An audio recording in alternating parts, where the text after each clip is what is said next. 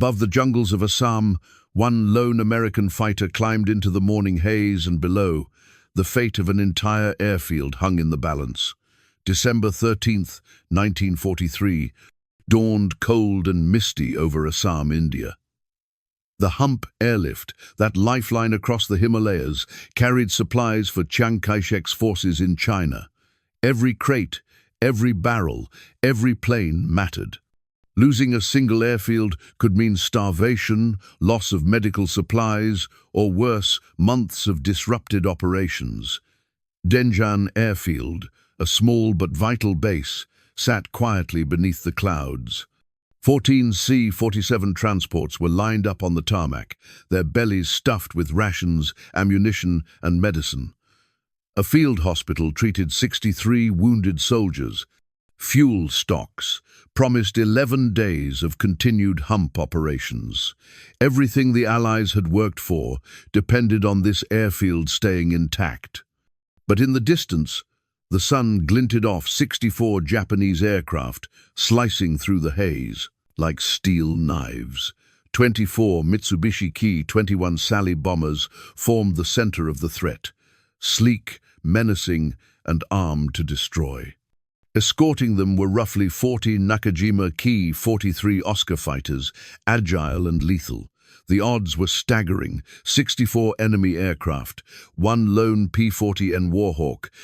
Inside the cockpit, 23-year-old Second Lieutenant Philip Adair ran through his pre-flight mental checklist. He'd flown 43 combat missions with the 89th Fighter Squadron, protecting the Hump. He knew every trick in the book, every formation maneuver, every evasive tactic. Yet nothing in training could prepare a pilot for odds like this. Adair checked his Warhawk, nicknamed Lulu Belle, number 44 painted boldly on her fuselage. Twin, 50-caliber Browning machine guns bristled under each wing. Enough ammunition for 12 seconds of sustained fire. 12 seconds to destroy or disable enough enemy aircraft to save an airfield full of Allied lives. The intelligence reports weighed him. In Burma, similar-sized raids had destroyed 90% of their targets when unopposed. 47 transports had been wiped out in the past 8 weeks. 112 Allied personnel had been killed in previous attacks. If these bombers reached Dinjan unchallenged, the damage would be catastrophic. The nearest friendly fighters were 38 minutes away. At this altitude, with the enemy formation moving fast, 38 minutes would be too late. Waiting for reinforcements was an option. Standard doctrine called for it when outnumbered 5-1. Adair faced 64-1. Waiting meant certain destruction of everything on the ground. Attacking meant risking death and certain engine failure. He checked his fuel. Full internal tanks with 180 gallons, roughly 90 minutes of flight at combat power. His Allison V-1710 engine purred beneath him. At combat throttle, it could push the P-40 to 320 miles per hour. Fast, but not fast enough to match the Oscars in a turning fight. Yet he had one advantage: surprise. The Japanese hadn't seen him yet. Their attention was fixed on the airfield below, on their target. Adair positioned Lulu Belle 4,000 feet above the bomber formation, coming in from the south with the rising sun at his back. Shadows concealed him. His pulse raced, but his mind was calm, calculating, and precise. One shot, one movement, one mistake could mean the end of Dinjan airfield. He thought of the men on the ground, soldiers, medical staff, pilots, loaders. They trusted him. He wasn't just flying a fighter. He was their shield, their last line of defense. Adair's mind ran through the attack plan, clear and methodical. Hit the lead bomber formation first. Ignore the fighters momentarily. Break their bombing accuracy. Scatter the formation. Force them to abort. Can one P-40 disrupt 64 Japanese aircraft? The question lingered in the morning haze. And then, with the throttle forward, the decision was made. Adair climbed, accelerated, and prepared to dive. The fate of Dinjan The hump and countless Allied lives depended on one man and one P-40. 64 enemy aircraft, one lone Warhawk. Could one pilot tear through the skies and shatter a perfect formation? Adair rolled Lulu Belle inverted, nose pointed toward the enemy's bombers. The wind screamed past the canopy, carrying the smell of oil and the electric charge of imminent combat. The lead sally formation loomed ahead of 6 bombers, arranged in 2 tight Vs of 3. Their precision made them lethal, but tight formations were vulnerable. He built speed in the dive, 360 miles per hour, 360. His Allison engine screamed in protest, every cylinder alive with heat. At 800 yards, he opened fire. Twin 50 caliber Browning machine guns belched fire, tracers arcing through the morning haze. The lead bomber erupted, in flame. Its port engine ignited, sending black smoke curling into the sky. Chaos spread through the formation. Bombers scattered left and right, the perfect V disintegrating into a cloud of twisting aircraft. Adair pulled up hard, 7 Gs pressing him into the seat, and rolled right, scanning for the 40 Oscars that would now descend upon him. The Nakajima Ki-43 Oscar was a fighter designed to dance in the sky. With its lightweight frame and powerful Nakajima engine, it could turn tighter than any American fighter, outmaneuvering most Allied planes in close combat. In the previous 6 months, Oscars had shot down 63 Allied fighters over Burma and northeast India. Adair's P-40 was no match in a turning fight. Its strength lies in speed and firepower, not agility. Standard doctrine was simple: never turn with an Oscar, hit and run, strike hard, extend away, reset, repeat. But extending away wasn't an option. The bombers would regroup and complete their run if he retreated. He had to stay in the fight, even against overwhelming odds. The first 4 Oscars dove from 10 o'clock high, trying to force him into a turning fight. Adair executed daring rolls, dives, and climbing turns. 50 caliber rounds screamed past enemy cockpits. Some missed, some forced evasive action, and one Oscar shuddered, trailing white coolant vapor from a hit to its engine. Behind them, the bombers attempted to reform into tight groups. 3 groups of 6 were closing back into their deadly V formations. If they succeeded, Dinjan airfield would be in immediate danger. Adair rolled out and dove again, this time at the right-hand sally formation. 8 Oscars tried to follow, but the P-40 accelerated to 405 miles per hour in the dive speed that the nimble Japanese fighters could not match. Tracers found their marks. The lead bomber's engine exploded, sending it spinning into the jungle below. Its wingman veered sharply to avoid collision. Chaos now reigned among the bombers. Their discipline shattered, accuracy plummeted. Even if they reached the airfield, bombs would scatter across miles, not strike a concentrated target. True or false? Could one fighter really scatter 64 enemy aircraft?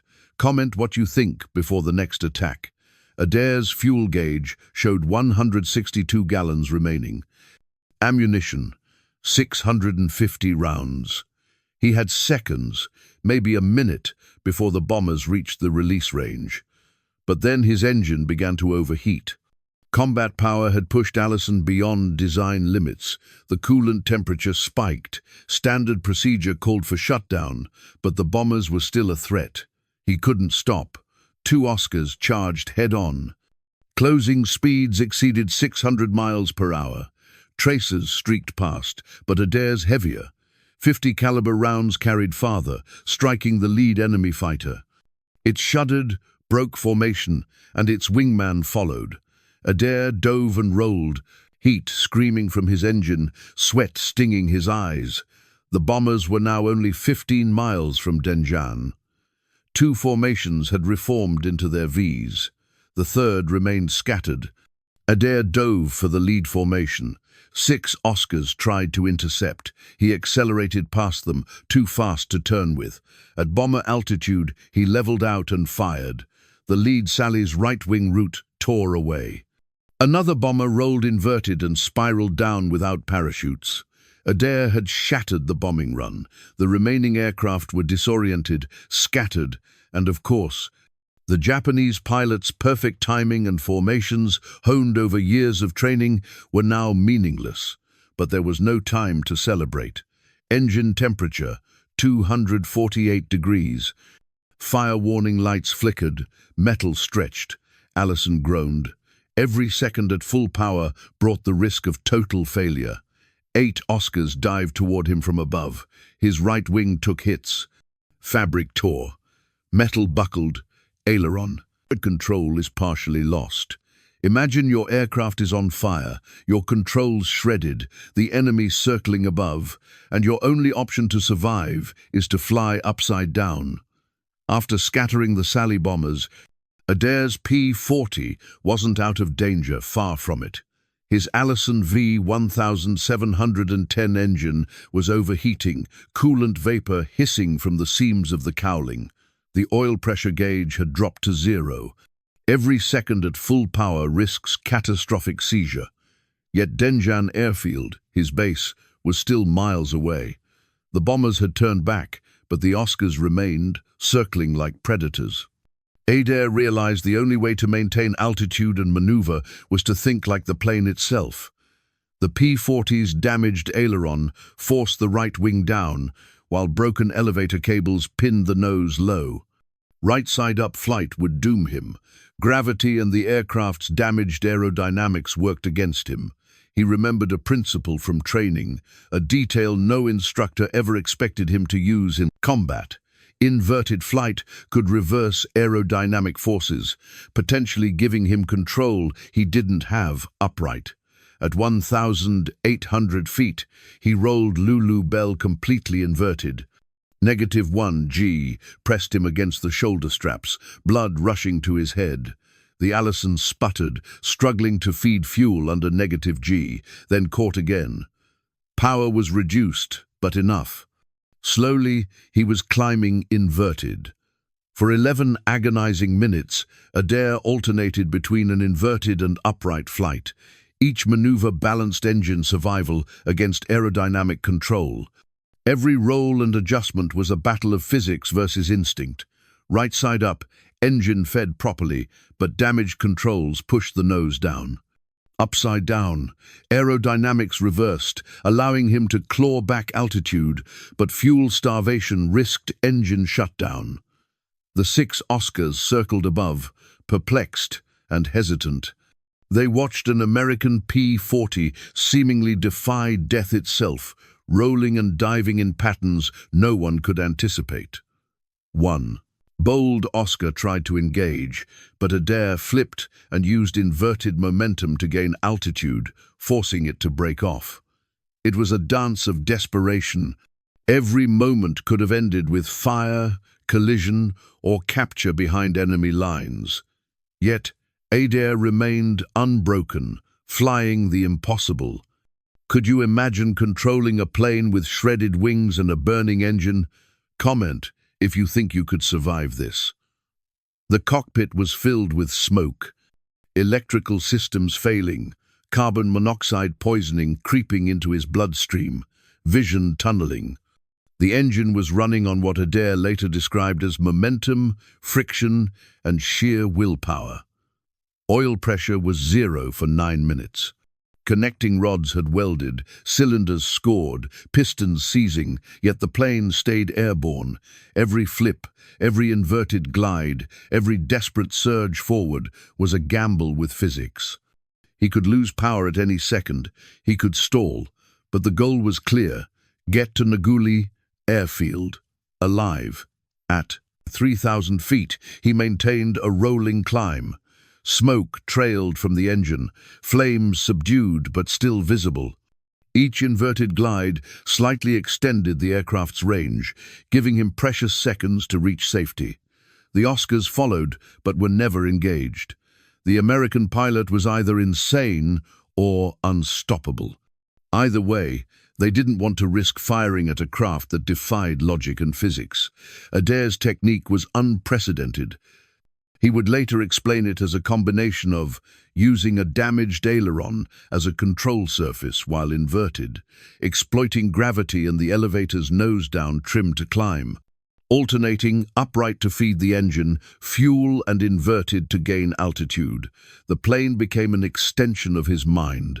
Every instinct, every reaction, every decision was magnified. He was not just piloting, he was improvising physics mid-flight. Surviving the sky was one thing, but landing a crippled, burning P-40 with shredded controls was a whole new battle. Adair had reached Nguli airfield, but the P-40 was barely responsive. Smoke still poured from the engine. Flames had died down only because the fuel system struggled to feed the Allison under -G. The hydraulic system had failed. Landing gear and flaps operated by engine power were unresponsive. With minimal thrust, Adair had two choices: attempt a belly landing, risking fire and destruction, or manually operate the hydraulic pump for a delicate task with both hands needed. His hands shook, not from fear, but from carbon monoxide poisoning.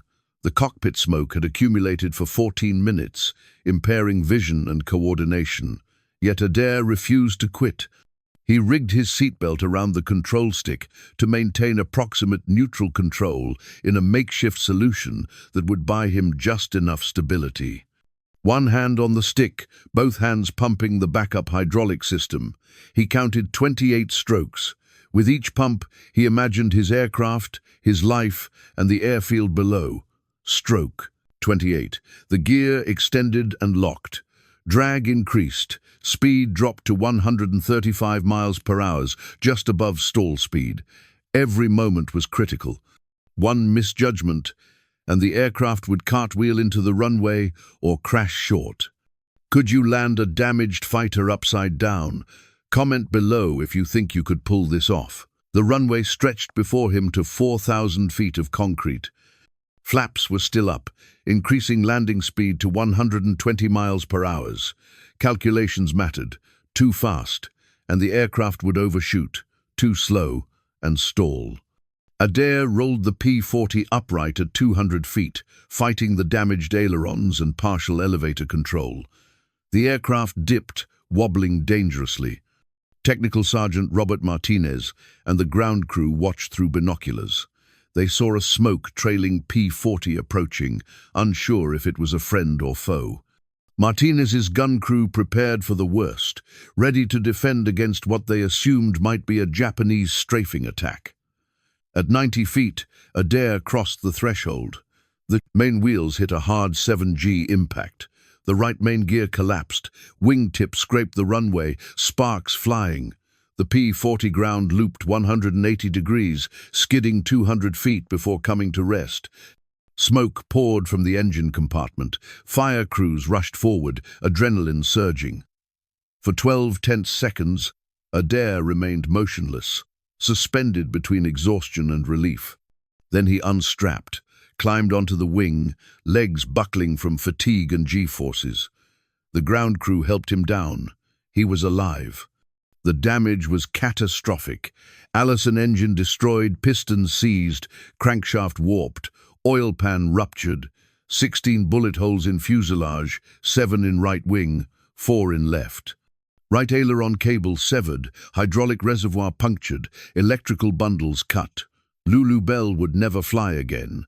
Yet Adair had achieved the impossible. He saved Dinjan airfield. All 24 Sally bombers had turned back, empty-handed. The Oscars escorted them back to Burma. No bombs fell on Allied facilities. 0 casualties on the ground. What would you do if faced with a burning aircraft 200 feet above the runway? Comment your answer below. After landing, Adair's story became legend in the 10th Air Force. Flight surgeons noted elevated carbon monoxide levels still present 72 hours after the mission, levels that should have rendered him unconscious. He had flown, fought, and landed solely by sheer willpower and improvisation. On January 8, 1944, Lieutenant General Joseph Stilwell was awarded Adair the Silver Star. The citation praised his gallantry in disrupting 64 enemy aircraft, protecting critical supply facilities and risking personal life while operating a crippled aircraft. Adair's survival wasn't just luck, it was ingenuity, courage, and a refusal to quit. But what made a P-40, considered obsolete by 1943 standards, capable of such heroics? What makes a hero the aircraft they fly, or the courage to push it beyond its limits?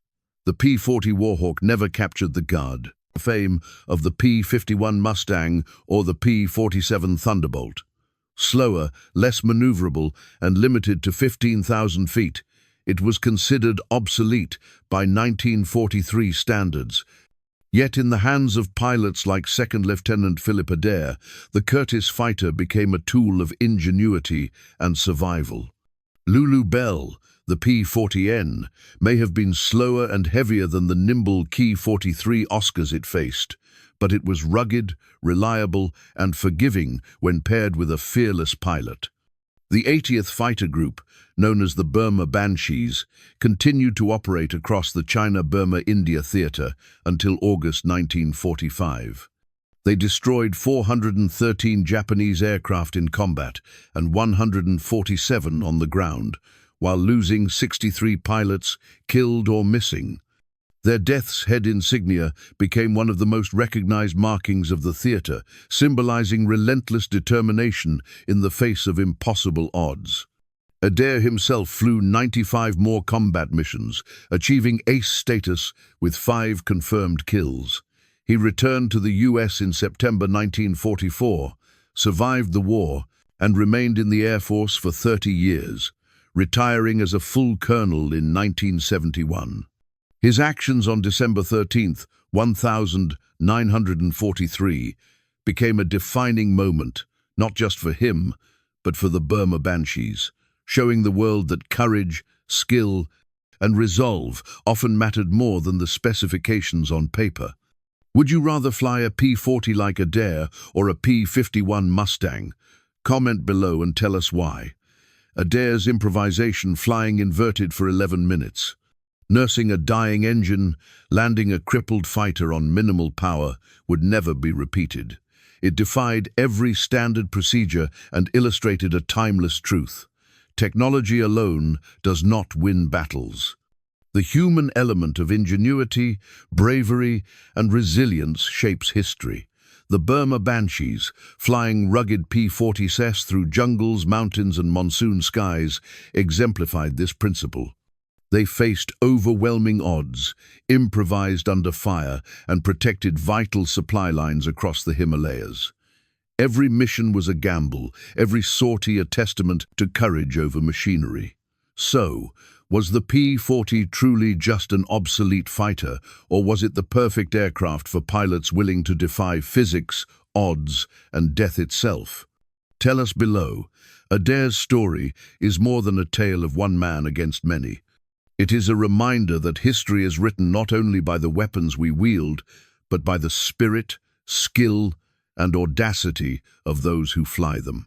On December 13, 1943, a single P-40 pilot disrupted an entire Japanese raid, saved lives, preserved critical supply lines, and proved that impossible odds are nothing to a determined mind. If stories like Adair's inspire you, hit that like button, subscribe for more forgotten heroes, and turn on notifications. Comment where you're watching from, and if anyone in your family served in the CBI theater, we want to hear your story.